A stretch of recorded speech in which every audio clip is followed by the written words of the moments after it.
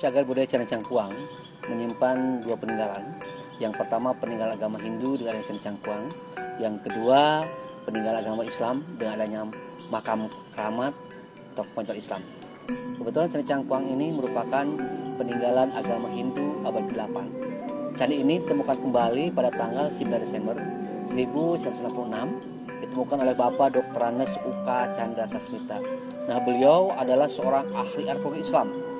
Beliau itu menemukannya itu berdasarkan petunjuk di sebuah buku yang ditulis oleh bangsa Belanda yang bernama Poderman, yang menulis di dalam buku yang berjudul Notulen Batavia Genootschap terbitan tahun 1873. Nah, di situ dijelaskan bahwa di Cangkuang itu ada sebuah makam kuno Arif Muhammad, Arca Siwa dan Lingga.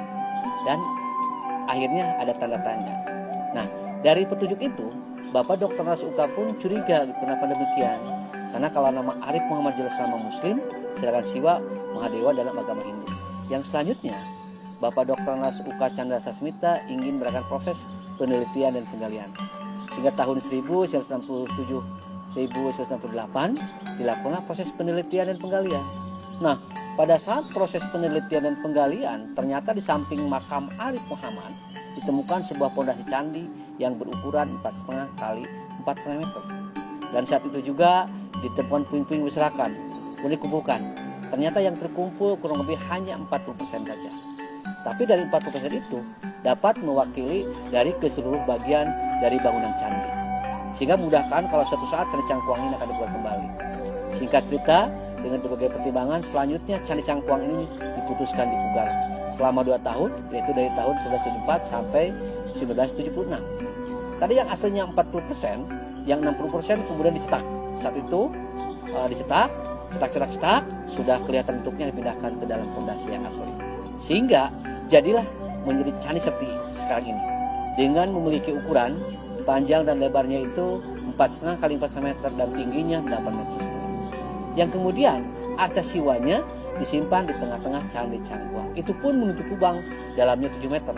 Fungsi dahulu barangkali untuk mencegah jenazah dan sebagainya. Nah, setelah selesai, kebetulan candi ini tidak diketahui peninggalan raja siapa, zaman siapa, cuma diketahuinya perkira abad ke-8, sehingga candi ini diberi nama sesuai dengan nama tempat.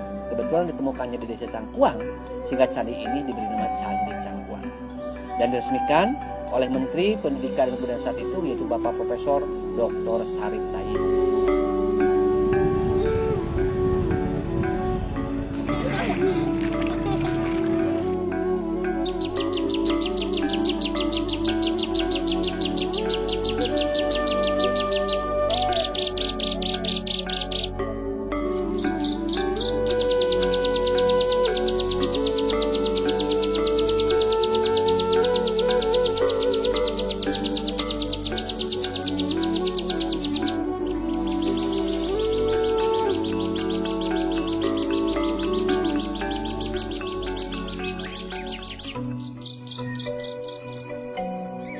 Yang berikutnya tentang Islam, yaitu Islam masuk ke kawasan Cangkuang sejak Kampung Pulo permulaan abad 17 yang dibawa oleh Arif Muhammad.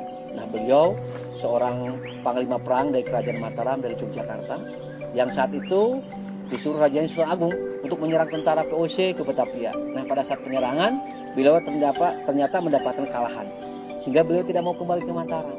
Yang selanjutnya mencari tempat bersembunyi yang aman.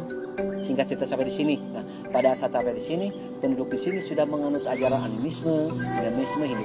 Tapi dengan pendekatan dengan budaya, momentum akulturasi Islam, sehingga Islam dapat diterima oleh masyarakat dan kampung pulau di sekitarnya. Sehingga sekarang semuanya beragama Islam.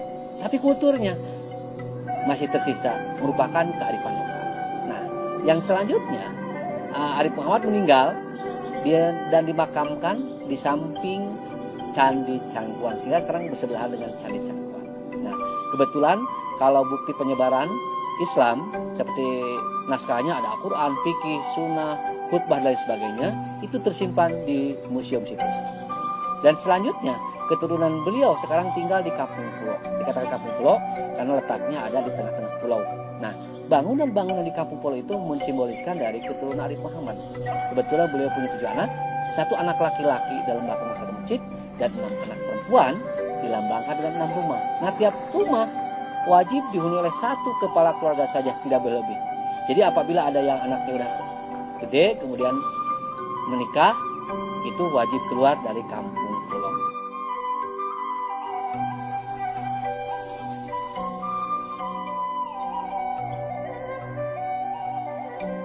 Nah, di kampung pulau ini dipimpin seorang pemimpin atau Pak Kuncen. Nah, Pak Kuncen itu di sini sebagai pemelihara adat istiadat. Nah, di sini ada adat istiadat yang populer yang dikatakan 5 pamali 5 pantangan.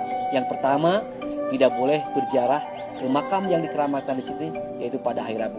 Jadi hari Rabu tamasya satu ke sini boleh, tapi mendoakan orang yang meninggal ke makam Arif Muhammad itu tidak boleh. Yang kedua, di kampung pulau ini tidak boleh membuat rumah beratap curai atau prisma. Terus juga tidak boleh memukul gong besar dari perunggu. Alasannya karena ketika Arif Muhammad punya anak laki-laki datang malapetaka, karena mau disunat itu pakai diarak dulu, pakai jam panah atau rumah-rumahan yang beratap curai. Di Gamelan tiba-tiba datang malapetaka dengan datangnya itu panjang sangat besar, sehingga anak Arif Muhammad itu jatuh meninggal seketika. Dari situ timbullah pacaduan atau pamali yang tadi. Yang keempat, di kampung pulau ini tidak boleh menambah dan mengurangi jumlah bangunan pokok, karena bangunan-bangunan di sini mensimboliskan dari keturunan Mbah Dalem Arif Muhammad. Yang terakhir, yang kelima, yaitu di sini tidak boleh beternak hewan besar berkaki 4, seperti kambing, sapi, kerbau dan lain sebagainya. Alasannya untuk kesabaran sistem, menghindarkan kotoran tomat dalam makam dan lain sebagainya. Nah, itu merupakan kearifan lokal. Tapi di sini juga ada adat istiadat yang lain, cara bawa kasar, menyebut awal bulan, tanggal 12 Maulid ada Mariung Mulut, 14 Mulut ada acara gibakan pusaka, terus juga ada acara miloliankeun, terus juga ada kalau kita mulai pertanian ada mitembian, terus kalau setelah beres pertanian ada acara niiskeun. Nah, di sini banyak sekali lagi tentang adat istiadat yang masih berlaku di masyarakat adat kampung.